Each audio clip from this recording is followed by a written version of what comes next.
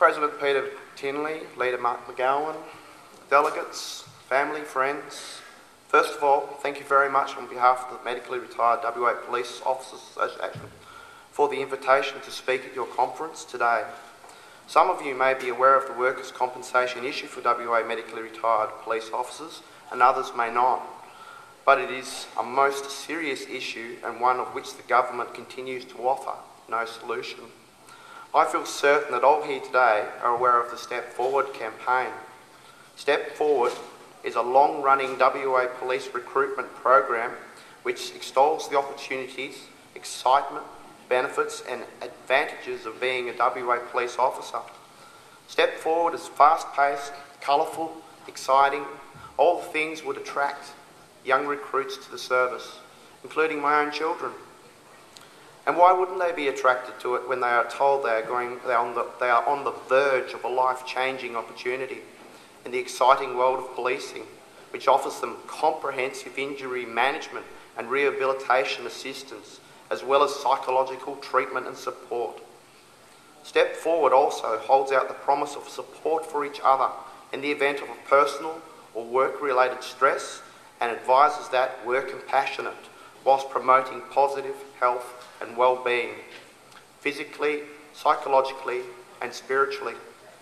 Sounds too good to be true? It most certainly is. All those good words in the Step Forward program count for nothing when an officer is medically retired and comes to the harsh and understanding reality that there is no such thing as workers' compensation which will assist the officer and their family in the difficult, dark days ahead. Often the cause of the medical retirement presents no visible evidence. That is post-traumatic stress disorder, commonly known as PTSD, rather than a physical injury. As such, sufferers of it are frequently categorised as soft, weak, unable to cope, and their gravity of the condition is simply dismissed, a bit like the officers. But what others in the community and even the police service do not see and understand is the wretched amount, the cumulative toll of the horrendous car crashes, mutilated bodies, sexual assaults, bashings and suicides which attack and erode the mental health of many officers.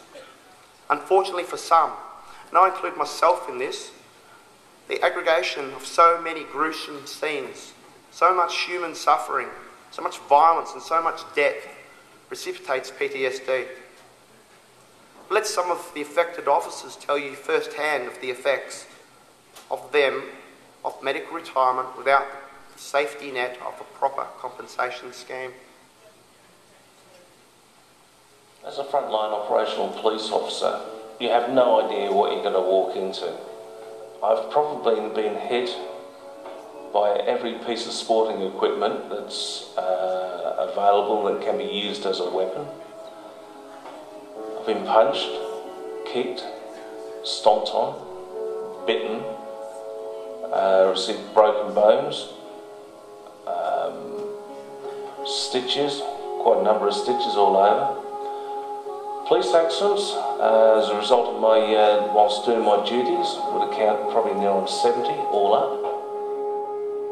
Police attend every murder, every suicide, every major road accident and every reported account of domestic violence. Day in and day out, they are always there for us. But who is there for them? Post-traumatic stress disorder has affected 64% of medically retired officers in the West Australian Police Force in the past 5 years alone. PTSD is a very real disorder, and research done some years back that was looking at can we get a comparison between physical illness and mental illness to give some people an idea of what one battles with. Is it real? And that research was able to compare post-traumatic stress disorder with being a paraplegic. This problem of PTSD, I believe, is wider than most of us are aware of or allow for. And it is particularly inherent in places like the police force. There's still really a sense in the community that it's not really something that people get and that people should just toughen up and cope. So we're saying that if we have untreated PTSD, it impacts on our day-to-day life in the same way that we would find our lifestyle and our day-to-day quality of life impacted if we weren't able to use our legs or our arms. President of the Medically Retired Police Association, David Bentley described his battle to the West Australian, indicating that as an officer, the police force did not offer any support, nor did they inquire after his health when he was forced into retirement. The police and the state of WA expect police officers to do their duty 24 hours a day, 7 days a week, 365 days a year, and we go out there in all weathers, all times, and we subject ourselves and our families to great deprivations over our careers. And my career was a lengthy one. I was a dedicated officer. I stood up for the public, and I expect the public now to stand up for me and for my colleagues who are injured or suffer illness because of what we've done for you. I provided 30 years service to the community and basically been put out in the trash heap and forgotten. The police force and the state government do not provide you with any form of pension or any form of monetary remuneration. Nothing's changed. Did I get a thank you? No. Stress? Jesus. The government, the police, and the community have abandoned these officers. It is morally wrong, and there needs to be change.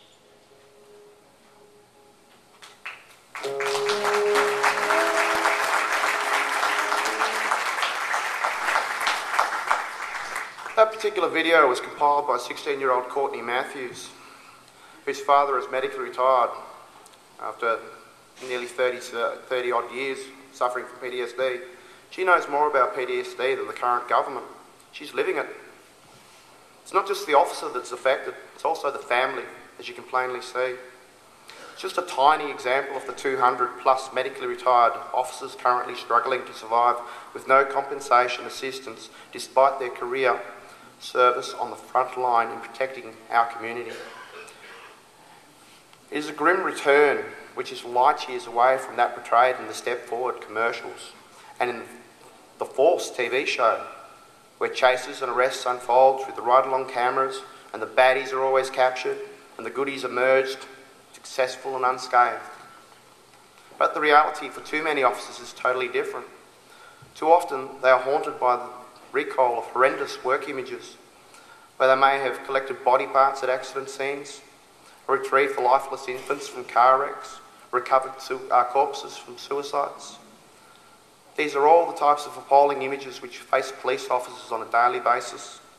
They're part of work which the community expects police officers to carry out on their behalf. But at the end of the day, when an officer has faced one too many such instances and has been struck down by PTSD, where's the coverage to compensate them for such a grievous and career-ending injury? There's none. There never has been. And there's no plan by the government for any.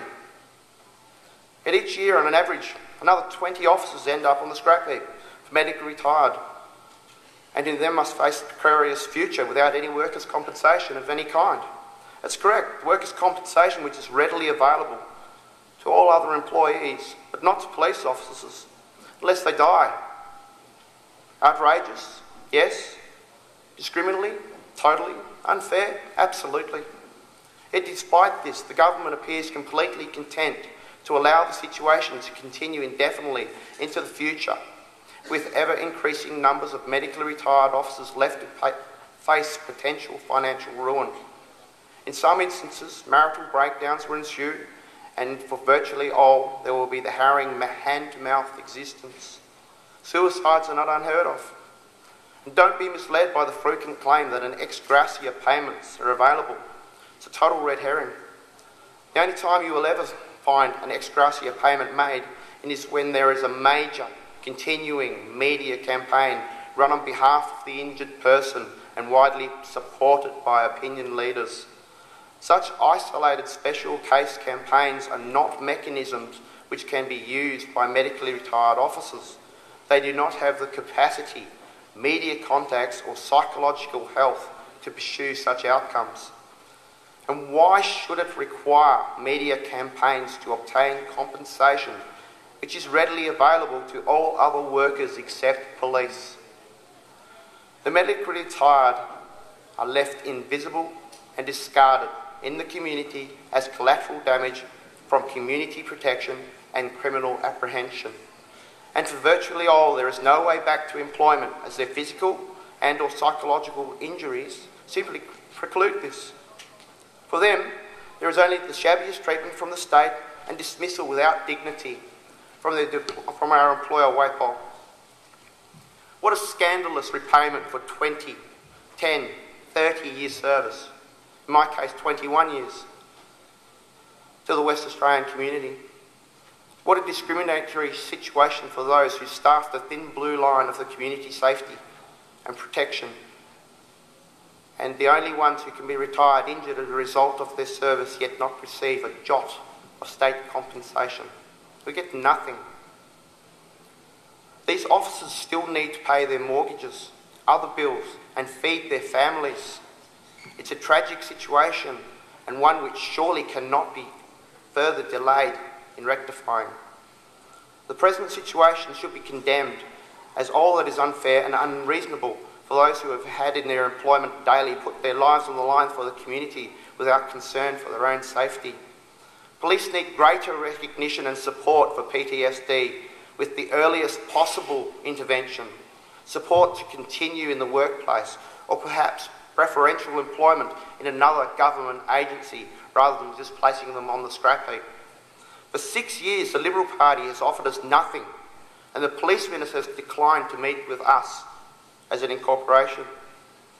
Delegates, members of the Medically Retired Western Australian Police Officers Association are grateful to you and the WA Labor Party for the opportunity to present this dreadful situation to you. I hope it has illustrated the financial, personal and relationship trauma which applies to so many of us who are caught by it, and which often results in life lived on the assistance of welfare agency and the goodwill of others. It's not a life, it's barely in existence. We are in debt to the Shadow Minister for Police, Michelle Roberts, for her support in Parliament and to our association, and for her encouragement to come here and address you today. Michelle, your support today will give hope to many of WA's medically retired police officers, and that of the Labor Party with their support as well. Our future prospects remain unbelievably dark and pessimistic at the moment, but with your support, we're hoping to change that. Thank you.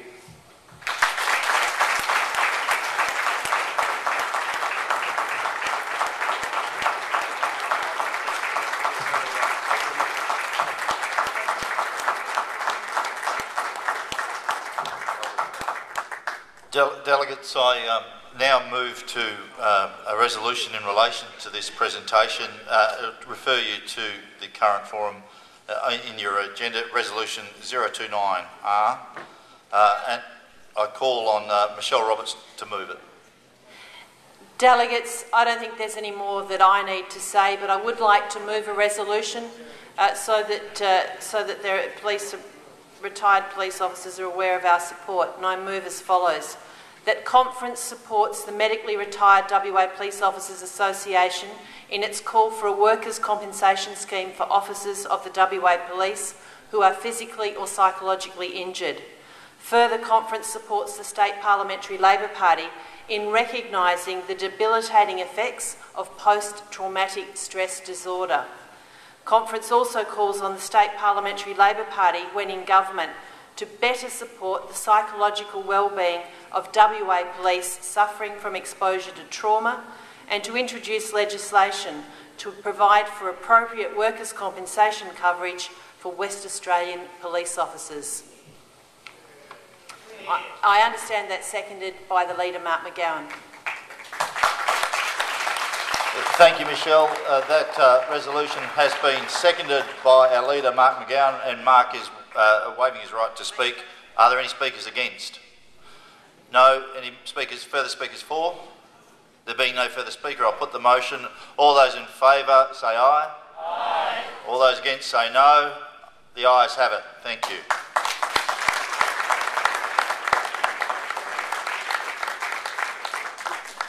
Thank you.